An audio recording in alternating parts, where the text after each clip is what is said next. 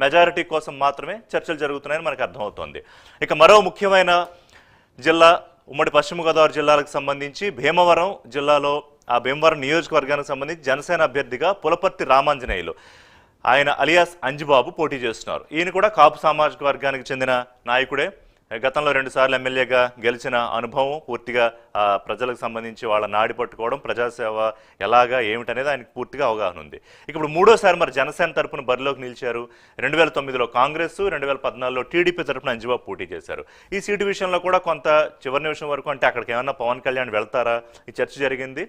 ఆయన ఫైనల్గా జనసేన నుంచి బరిలోకి దిగారు. సో అక్కడ ఏమనుకుంటున్నారు, పరిస్థితి ఎలా ఉంది, మరి అక్కడ కూడా జోరుగా ఈయన గెలుపా లేకపోతే ఏంటి అనే చర్చ ఎట్లా జరుగుతోంది అనే పూర్తి డీటెయిల్స్ మా కరెస్పాండెంట్ రాంబాబు మనకు ప్రజెంట్ చేస్తారు. రాంబాబు, ఏమనుకుంటున్నారు?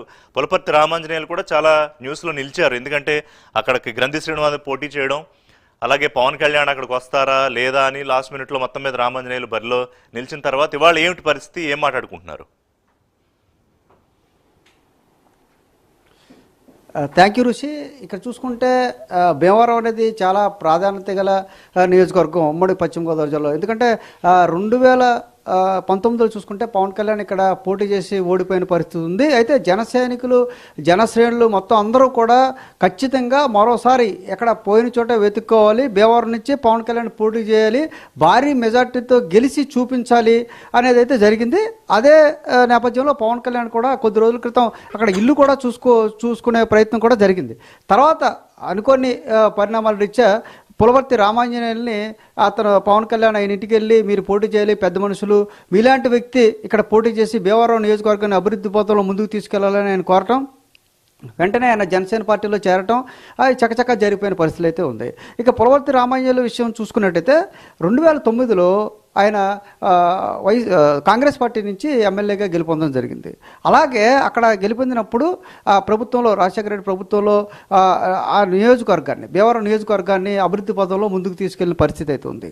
తర్వాత 2014 వచ్చేసరికి ఆయన తెలుగుదేశం అప్పటి రాజకీయ పరిస్థితుల దృష్ట్యా తెలుగుదేశం పార్టీలో చేరటం, 2014లో తెలుగుదేశం పార్టీ తరఫున కూడా ఎమ్మెల్యేగా కూడా గెలుపొందడం జరిగింది. అక్కడ భీమవరం నియోజకవర్గాన్ని, అక్కడ భీమవరం అయితే ఆక్వరంగ రైతులకు కూడా సానుకూలంగా ఉండటం, ఆ రైతుల సమస్యలు ఎప్పటికప్పుడు అధిష్టానం దృష్టికి తీసుకెళ్ళటం, ఏమన్నా ప్రభుత్వం దృష్టికి తీసుకెళ్లి రైతుల సమస్యలను చకచకా పరిష్కరించడంలో రామాంజనేయులు మనిషి మెత్తగా ఉన్నప్పుడు కూడా, సైలెంట్గా పెద్దవాడుగా ఉన్నప్పుడు కూడా సమస్యల పరిష్కారంలో ముందుంటాడు అనే పేరు అయితే ఉంది.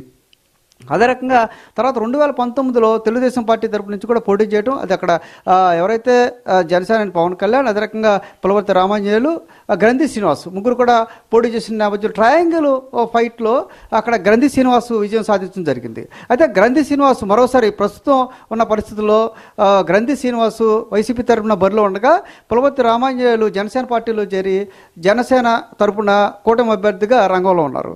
అయితే గతంలో కాంగ్రెస్ పార్టీలో 2009లో, అదే రకంగా 2014లో తెలుగుదేశం పార్టీలోంచి గెలుపొందిన గ్రంథి శ్రీనివాస్ మరోసారి కూటమి తరపున తన విజయావకాశాలను పరీక్షించుకుని ఉన్నారు. 2 సార్లు ఒకటే చెప్తున్నారు ఆయన, భీమవరం నియోజకవర్గం చాలా ప్రశాంతమైన నియోజకవర్గం, గ్రంథి శ్రీనివాసు వచ్చిన తర్వాత రౌడీయిజం అనేది పెరిగిపోయింది, అసాంఘిక కార్యక్రమాలు కూడా పెరిగిపోయినాయి, అందువల్ల ప్రశాంతమైన భీమవరం నియోజకవర్గాన్ని అభివృద్ధి పథంలో ముందుకు తీసుకెళ్లాలంటే తనకు ఓటేయండి అంటూ కూడా ఆయన చెప్పడం జరిగింది. ఆయన 2 సార్లు చేసిన పరిపాలన అంతా కూడా పరిశీలించిన పవన్ కళ్యాణ్ తాను పోటీ చేయకుండా ఒక ఏదైతే ఇక సమర్థత గల వ్యక్తి, నిజాయితీ కలిగిన వ్యక్తి, రాజకీయాల్లో నిబద్ధత కలిగిన వ్యక్తిగా ఉన్న ఎవరైతే పులపర్తి రామాంజనేయులు అయితే ఖచ్చితంగా బాగుంటుందనే ఉద్దేశంతో పవన్ కళ్యాణ్ స్వయంగా ఆయన ఇంటికి వెళ్ళి మీరు పోటీ చేయండి అని చెప్పడం, ఆయన ఒక రకంగా చెప్పాలంటే రాజకీయాల నుంచి తాను విరమించాను, కొంత విశ్రాంతి తీసుకుంటున్నానని చెప్పినప్పుడు కూడా మీలాంటి ఉన్నత విలువలు కలిగిన వ్యక్తి రాజకీయాల్లోకి రావాలి, భీమవరం లాంటి నియోజకవర్గాన్ని ఆదర్శవంతంగా తీర్చిదిద్దాలి అని పవన్ కళ్యాణ్ ఆయన ఇంటికి వెళ్ళి స్వయంగా కోరటంతో ఖచ్చితంగా పులపర్తి రామాంజనేయులు ఒప్పుకోవడం, అదే రకంగా భీమవరం నియోజకవర్గంలో పోటీలో దిగటం, ముందు నుంచి లేకపోయినప్పుడు కూడా రామాంజనేయులు గతంలో చేసిన అభివృద్ధి దృష్ట్యా, ఆయన వ్యక్తిత్వం దృష్ట్యా, పవన్ కళ్యాణ్ యొక్క సపోర్ట్ దృష్ట్యా విపరీతంగా భీమవరంలో ఆయన వచ్చిన కాడి నుంచి తక్కువ టైం ఉన్నప్పుడు కూడా ఆయన ప్రచారానికి పెద్ద సంఖ్యలో రోజు రోజుకి కూడా అభిమానం పెరిగిపోయింది. అటు జన సైనికులు, తెలుగుదేశం పార్టీ నాయకులు, ఆయన గతంలో తెలుగుదేశం పార్టీలో కూడా పనిచేశారు కాబట్టి ఈ కూటమి తరఫున